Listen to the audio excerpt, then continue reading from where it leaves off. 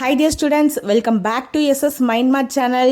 நம்ம வீடியோவில் தொடர்ச்சியாக ஐசோலஸ் ட்ரையாங்கிள்னா என்ன, ஐசோலஸ் ட்ரையாங்கிளோட ப்ராப்பர்ட்டிஸ், அந்த ப்ராப்பர்ட்டிஸில் என்னென்ன கான்செப்ட்ஸ் இருக்குது, அந்த கான்செப்ட்ஸை யூஸ் பண்ணி நிறைய எக்ஸாம்பிள் சம்ஸ் பார்த்துட்டு வரோம்.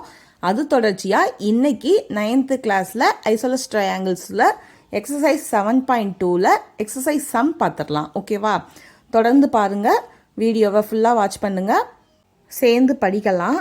இதுக்கு முன்னாடி பார்த்தா எக்ஸாம்பிள் சம்ஸை எல்லாம் நீங்கள் பார்க்கணுன்னா கீழே இருக்கிற டிஸ்கிரிப்ஷன் பாக்ஸில் லிங்க்ஸ் கொடுத்துருக்கேன், நீங்கள் செக் பண்ணி பார்த்துக்கோங்க.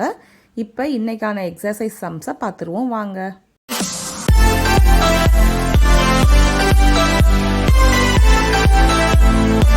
ஐசோஸ்லஸ் ட்ரையாங்கிள்னா என்ன? 2 சைட்ஸ் ஈக்குவலாக இருக்கும். 3 சைடு உள்ள ட்ரையாங்கிளில் 2 சைட்ஸ் ஈக்குவலாக இருக்கிறது ஐசோஸ்லஸ் ட்ரையாங்கிள். அதோட தியரம் பார்த்தோம். அந்த தியரம் யூஸ் பண்ணி சில சம் சால்வ் பண்ணிகிட்டு இருக்கோம். அதுபடி இன்னொரு சம் சால்வ் பண்ண போகிறோம். பாருங்கள் friends. In an isosceles triangle ABC with AB equal to AC. நமக்கு தெரியும் ஒரு ஐசோஸ்லஸ் ட்ரையாங்கிளில் 2 சைடு ஈக்குவலாக இருக்குன்றது தெரியும். ஸோ ஏபி ஈக்குவல் டு ஏசின்னு கொடுத்துருக்காங்க. என்ன கொடுத்துருக்காங்கன்னா, the bisectors of angle B and angle C intersect each other at O. அதாவது பிஏ ஈக்குவலாக பிரித்து பிஏ 2 ஆங்கிளாக ஈக்குவலாக பிரித்த ஒரு கோடும் சியை 2 ஆங்கிளாக ஈக்குவலாக பிரித்த ஒரு கோடு ஜாயின் ஆகுது. அது எதில் ஜாயின் ஆகுதுன்னா ஓல ஜாயின் ஆகுது. மேலேருந்து ஏயை 2 ஆங்கிளாக ஈக்குவலாக பிரித்த ஏலேருந்து ஒரு லைன் ஸ்டார்ட் ஆகி ஓல ஜாயின் ஆகுது. ஸோ நமக்கு ஃபைனலாக இப்படி கிடைக்குது டயக்ராம். சரி, ஓகே. இப்போ நம்மளை என்ன சொல்ல சொல்லியிருக்காங்க அப்படின்னா, show that OB equal to ஓசின்னு சொல்லியிருக்காங்க. ஓகே, நமக்கு டு ப்ரூவ் பார்த்தீங்கன்னா, டு ப்ரூவ் வந்து என்னதுன்னா OB ஈக்குவல் டு ஓசி இந்த இருக்கு இல்லையா, OB ஈக்குவல் டு ஓசின்னு ப்ரூவ் பண்ண சொல்லியிருக்காங்க. OB ஈக்குவல் டு ஓசின்னு நம்மளை ப்ரூவ் பண்ண சொல்லியிருக்காங்க. ஓகே ஃப்ரெண்ட்ஸ், சரி, நமக்கு என்னெல்லாம் தெரியுன்றதை பற்றி இப்போ நம்ம பார்ப்போம். இது ஒரு ஐசோஸ்லஸ் ட்ரையாங்கிள் கொடுத்துருக்காங்க இல்லையா. என்னென்ன isosceles triangle ABC, AB equal to ஏசின்னு எல்லாமே ஐசோஸ்லஸ் ட்ரையாங்கிள்னு கொடுத்துருக்காங்க. ஸோ அதை வச்சு பார்க்கும்போது நமக்கு ஐசோஸ்லஸ் ட்ரையாங்கிள்னால் என்ன தெரியும்? Angle AB equal to AB equal to AC sides equal 2 sides ஈக்குவலாக இருக்குன்றது தெரியும். சரி, நமக்கு இதுபடி தியரம் ஒன்று தெரியும். என்ன தியரம் தெரியும்? 2 சைட்ஸ் ஈக்குவலாக இருந்தால் அதோட ஆப்போசிட் ஆங்கிள்ஸ் ஈக்குவலாக இருக்கும் அப்படின்ற கான்செப்ட் நமக்கு தெரியும். ஸோ 2 சைட்ஸ் ஈக்குவலாக இருக்குது, அப்போ ஆப்போசிட் ஆங்கிள்ஸ் ஈக்குவலாக இருக்கும்ன்ற தியரத்தை யூஸ் பண்ணி, இது என்னது? Angles opposite to equal sides. இந்த கான்செப்டை யூஸ் பண்ணி, என்ன கான்செப்ட் இது சைடில் எப்போயுமே எழுதிடணும். 2 சைட்ஸ் ஈக்குவலாக இருந்தால் அதோட ஆப்போசிட் ஆங்கிள்ஸ் ஈக்குவலாக இருக்கும். அந்த கான்செப்டை யூஸ் பண்ணி இப்போ நான் இதை angle B equal to angle C, AB equal to AC ஐசோஸ்லஸ்ன்றது அவங்க கொடுத்துருக்காங்க. அதை வச்சு ஒரு தியரம் யூஸ் பண்ணி இந்த இதை நான் கொண்டு வந்துட்டேன். சரி, நான் கொண்டு வர வேண்டியது ஓபி ஈக்குவல் டு ஓசி. இப்போ ஆங்கிள் பியும் ஆங்கிள் சியும் ஈக்குவல்னு சொல்லியிருக்காங்க. But angle B angle C ஈக்குவலாக பிரியுது. இன்டர்செக்ட்னா 2 ஈக்குவலாக பிரியுது. அப்போ இதுக்கு ஒரு ட்ரிக்கு மாதிரி அப்படின்னா, angle B equal to angle C இருக்கு இல்லையா. இப்போ half of angle B equal to half of angle சின்னு கொடுத்தா, half of angle B half of angle சின்னு கொடுத்தா, இப்போது நம்ம இந்த பியோட ஹாஃப் எது? இதையும் எடுத்துக்கலாம், இதையும் எடுத்துக்கலாம். இப்போ angle C half of side எடுத்தோன்னா இதையும் எடுத்துக்கலாம், இதையும் எடுத்துக்கலாம். பட் நமக்கு என்ன தேவை? நம்மளை ஓபி ஈக்குவல் டு ஓசின்னு சொல்லி இந்த சைடை தான் யூஸ் பண்ண சொல்லியிருக்காங்க, ப்ரூவ் பண்ண சொல்லியிருக்காங்க. ஸோ நம்ம இந்த ஹாஃப் ஆஃப் போர்ஷன் ஆஃப் பியை வந்து இந்த சைடும் எடுக்கலாம், இந்த சைடும் எடுக்கலாம்னு நான் சொல்லியிருந்தேன். நமக்கு இந்த சைடு தான் ப்ரூவ் பண்ணுன்றதுனால இந்த சைடு எடுத்துக்க போகிறேன். ஸோ இப்போ ஹாஃப் ஆஃப் பி, இந்த பியை 2 ஈக்குவலாக பிரிச்சிருக்காங்க. ஹாஃப் போர்ஷன் ஆஃப் பி நான் யூஸ் பண்ணணும். எனக்கு இதை தான் ஓபி ஈக்குவல் டு ஓசி சொல்லணுனால நான் இந்த சைடு தான் யூஸ் பண்ண போகிறேன். ஸோ ஹாஃப் ஆஃப் பியை எப்படி எழுதலான்னா ஆங்கிள் ஓபிசி. இப்போ ஹாஃப் ஆஃப் சி, இந்த சியை ஈக்குவலாக பிரிச்சிருக்காங்க. இந்த சைடு போர்ஷனையும் யூஸ் பண்ணலாம், இந்த சைடு ஆங்கிள் போர்ஷனையும் யூஸ் பண்ணலாம். நான் ஓபி ஈக்குவல் டு ஓசின்னு ப்ரூவ் பண்ணுன்றதுனால நான் இந்த சைடு போர்ஷனை யூஸ் பண்ண போகிறேன். ஸோ ஆங்கிள் ஆஃப் ஓசிபி எப்படி எழுதிட்டேன்னு புரியும்னு நான் நினைக்கிறேன் ஃப்ரெண்ட்ஸ். ஸோ நமக்கு ஏபி ஈக்குவல் டு ஏசி அந்த ஒரு ஹிண்ட் கொடுத்தாங்க. அதை வச்சு நான் ஆங்கிள் பி ஆங்கிள் சி சொன்னேன். நம்மளை என்ன ப்ரூவ் பண்ண சொன்னாங்க? ஓபி ஈக்குவல் டு ஓசின்னு ப்ரூவ் பண்ண சொன்னதுனால நான் வந்து இப்போ half of B equal to half of C நம்ம அந்த ஆங்கிள் தியரம் யூஸ் பண்ணி எழுதுனதை ஹாஃப் போர்ஷன் ஆஃப் பியும் ஹாஃப் போர்ஷன் ஆஃப் சியும் யூஸ் பண்ண போகிறோம். நம்ம OB equal to OC prove பண்ணுன்றதுனால இந்த சைடு நம்ம பண்ணுறோம். Angle of OBC equal to angle of OCB. இப்போ இதில் ஒரு சின்ன ட்ரிக் பாருங்கள் ஃப்ரெண்ட்ஸ். இப்போ ஓபிசி ஓசிபி, அப்போ இந்த ஆங்கிளும் ஈக்குவல் நம்ம சொல்லிட்டோம்னா, ஆங்கிள்ஸ் ரெண்டு சைடு ஆங்கிள்ஸ் ஈக்குவல்னால் அதோட ஆப்போசிட் சைட்ஸ் ஈக்குவல்னு ஒரு தியரம் ஐசோஸ்லஸ் ட்ரையாங்கிளில் படிச்சிருக்கோம். நல்லா கவனிங்க. இந்த ஆங்கிள் ஈக்குவல்னா ஆங்கிள்ஸ் ஆப்போசிட் சைடு ஈக்குவல்னு ஒரு தியரம். இந்த ஆங்கிளோட ஒருவேளை ஆங்கிள் பியும் ஆங்கிள் சியும் ஈக்குவலாக இருந்தால் இதோட ஆப்போசிட் சைடு பியோட ஆப்போசிட் சைடு ஓசி, சியோட ஆப்போசிட் சைடு ஓபி, அப்போ இது ஈக்குவல்னு ஒரு தியரம் நம்ம படிச்சிருக்கோம். அதை யூஸ் பண்ணி ஓபி ஈக்குவல் டு ஓசின்னு கொண்டு வந்துடுறோம்.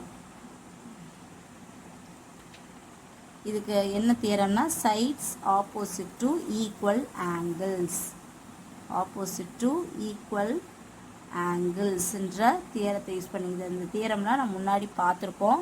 இந்த ரெண்டு தியரம் தான் பார்த்துருக்கோம். அந்த ரெண்டு தியரம் தான் ஐசோஸ்லஸ் ட்ரையாங்கிளே பார்த்துருக்கோம். அதை யூஸ் பண்ணி நம்ம சம் கொண்டு வந்துட்டோம். எப்படி பண்ணோன்னு பாருங்கள். இதை லாஸ்ட்டாக நான் என்ன பண்ணேன்னு பாருங்கள். இந்த ஹாஃப் போர்ஷன் சொல்லிவிட்டு இந்த சைடு எடுத்தேன். கொஞ்சம் கவனிங்க ஃப்ரெண்ட்ஸ். இப்போ நமக்கு ஓபிசி ஓசிபி வந்து ஈக்குவல்னு கிடச்சிருச்சு. ஆக்சுவலாக ஓபிசி ஓசிபி ஈக்குவல்னு கிடச்சிருச்சு.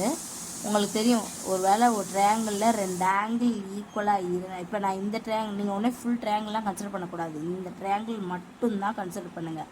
இப்போ இந்த சைடை பற்றிலாம் யோசிக்காதீங்க. பிஓசி இந்த ட்ரையாங்கிளை மட்டும் கன்சிடர் பண்ணுங்கள். நமக்கு இந்த ஆங்கிள் ஈக்குவல்னு நான் வந்து கொண்டு வந்துட்டேன். ஓபிசி ஓசிபின்னு கொண்டு வந்துட்டேன். உங்களுக்கு தெரியும், ஆங்கிள்ஸ் ஈக்குவலாக இருந்தால் அது ஆப்போசிட் சைட்ஸ் ஈக்குவல்னு ஒரு ஐசோஸ்லஸ் தியரத்தில் ஒரு ப்ராப்பர்ட்டியாக நம்ம படிச்சிருக்கோம், ஒரு தியரமாக படிச்சிருக்கோம் அதுக்கு முன்னாடி. ஸோ அதை யூஸ் பண்ணி இப்போ ஆங்கிள்ஸ் ஈக்குவல்னு நான் இந்த ஓபிசி ஓசிபி ஈக்குவல்னு சொல்லிட்டேன். அப்போ அது ஆப்போசிட் சைட்ஸ் ஈக்குவல்னு அந்த ஐசோஸ்லஸ் தியர ப்ராப்பர்ட்டியை யூஸ் பண்ணி நான் சொல்லிட்டேன். ரெண்டு சைடு ஆங்கிள்ஸ் ஈக்குவல்னால் அதோட opposite sides equal. OB equal to OC, இதை தான் நம்ம ஃபைனலாக கொண்டு வரணும். OB equal to OC. கொஞ்சம் நல்லா லிசன் பண்ணிங்கன்னா புரியும். ஹலோ ஃப்ரெண்ட்ஸ், இப்போ நம்ம ஓபி ஈக்குவல் டு ஓசி அந்த ஃபஸ்ட்டு இதை ப்ரூவ் பண்ணிட்டோம். ஓபி ஈக்குவல் டு ஓசின்னு சொல்லிட்டோம். இப்போ அடுத்து என்ன சொல்லியிருக்காங்கன்னு பாருங்கள். AO bisects angle A. AO வந்து ஆங்கிள் ஏவை ஈக்குவலாக பைசெக்ட் பண்ணுதுன்னு சொல்லுங்கள் அப்படின்னு சொல்லியிருக்காங்க. ஈக்குவலாக பைசெக்ட் பண்ணுது அப்படின்னா அதுக்கு இன்டைரக்ட் மீனிங் என்னென்னா பிஏஓ இந்த ஆங்கிளை ஈக்குவலாக ரெண்டாக பிரிக்குதுன்னு அர்த்தம். இந்த லைன் ஏஓன்ற லைன் அதை எப்படி எழுதணும்? PAO equal to OAC. இதை தான் ப்ரூவ் பண்ண சொல்லியிருக்காங்க. அதை நான் இங்கே எழுதிக்கிறேன். PAO equal to OAC. எப்படி எழுதுனேன்னு பாருங்கள். PAO equal to OAC. ஏன்னா ஏஓன்ற லைனை பைசெக்ட்ஸ் ஆங்கிள் ஏன்னு கொடுத்துருக்காங்க. அப்போ ஆங்கிள் ஏவை ஈக்குவலாக பிரிக்குதுன்னு ப்ரூவ் பண்ண சொல்லியிருக்காங்க. சரி, ஓகே. இப்போ நம்ம பார்ப்போம். நம்ம எப்படி நமக்கு தெரிஞ்சதை வச்சு பார்க்கலாம். இப்போ ஓபி ஈக்குவல் டு ஓசி நம்ம இங்கே ப்ரூவ் பண்ணியிருக்கோம். ஃபஸ்ட்டு கண்டிஷனே அதான் ப்ரூவ் பண்ணியிருக்கோம். இந்த இருக்கு இல்லையா, ஃபஸ்ட்டே அதான் ப்ரூவ் பண்ணியிருக்கோம். ஓபி ஈக்குவல் டு ஓசின்னு ப்ரூவ் பண்ணியிருக்கோம். ஓகே. அடுத்து ஏபி ஈக்குவல் டு ஏசி அவங்களே கொடுத்துருக்காங்க. இந்த இடத்துல என்னென்ன isosceles triangle ABC with AB equal to AC. சரி, OB equal to OC prove பண்ணியிருக்கோம். ஏபி ஈக்குவல் டு ஏசின்னு அவங்களே கொடுத்துருக்காங்க. இதை நான் எழுதிக்கிறேன். இது வந்து டு ப்ரூவ் தானே. இப்போ நம்ம கிவன் நம்மகிட்ட என்னெல்லாம் இருக்குது? OB equal to OC, AB equal to AC. எப்படின்றது ஓபி ஈக்குவல் டு ஓசி நம்ம ஃபஸ்ட் கண்டிஷன் ப்ரூவ் பண்ணியிருக்கோம். ஏபி ஈக்குவல் டு ஏசின்றது அவங்களே கொடுத்துருக்காங்க. ஐசோஸ்லஸ் ட்ரையாங்கிள்னு அவங்களே இந்த ஒர்க்லேயே ஐசோஸ்லஸ் ட்ரையாங்கிள் அதை கொடுத்துருக்காங்க. சரி, ஓகே. நம்ம இப்போ சைடு கிடச்சிருச்சு. இடைப்பட்ட ஆங்கிளை சொன்னோன்னா சைடு மூலமாக இந்த ரெண்டு ட்ரையாங்கிளும் கான்க்ரூவன்ட்டுன்னு சொல்லிடலாம். கான்க்ரூவண்ட்டாக இருந்தால் கண்டிப்பாக இந்த ரெண்டு ஆங்கிளும் கண்டிப்பாக அதோட ஆங்கிள்ஸும் கரஸ்பாண்டிங் ஆங்கிள்ஸும் ஈக்குவலாக இருக்கும் அப்படின்ற கான்செப்ட் யூஸ் பண்ணி பிஏஓ ஈக்குவல் டு ஓஏசின்னு நம்ம சொல்லிடலாம் இல்லையா ஃப்ரெண்ட்ஸ். ஸோ அதனால் நான் OB equal to OC, AB equal to AC எடுத்தாச்சு. இப்போ நான் என்ன சொல்லணும்னா ஓபிஏ ஈக்குவல் டு ஓசிஏன்னு நான் சொல்லணும்.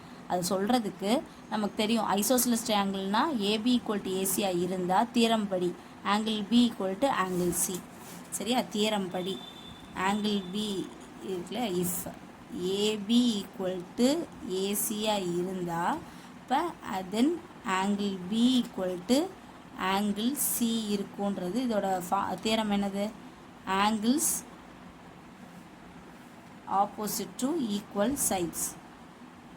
Opposite to equal sides theorem படி தியரம் படி, அதாவது ரெண்டு சைடு ஈக்குவலாக இருந்தால் ஆங்கிள் ஈக்குவலாக இருக்கும், ரெண்டு சைடு ஈக்குவலாக இருந்தால் ஆங்கிள் ஈக்குவலாக இருக்கும்ன்ற கான்செப்ட் அந்த தியரத்தை யூஸ் பண்ணி நமக்கு தெரியும் ஆங்கிள் பியும் ஆங்கிள் இதை வச்சு நான் எழுதிக்கிறேன். இங்கே என்ன எழுதிக்கிறேன்? Angle B equal to angle C. இப்போ நான் இதுக்கு முன்னாடி ஒரு போர்ஷன் பார்த்தோம்.